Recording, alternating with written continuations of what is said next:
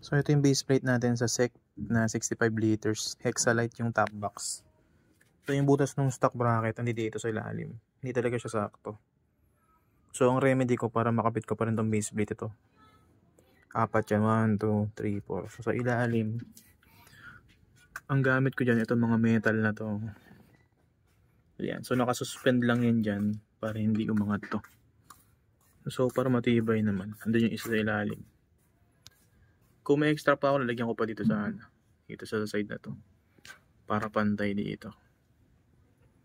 Ayan. So matibay yan. 8 months na. Ayan o. So tatlo yan. Gitna. Tapos dito. Kung meron pa akong isang ganito, bibili pa ako. Kung sakali. Dito ko naman kakabit para pantay. Ayan o. Matibay. Meron siyang nut. Ayan. So matibay. Dinoble ko rin yung nut dito eh. So, yun nyo rin yung Loctite para sure.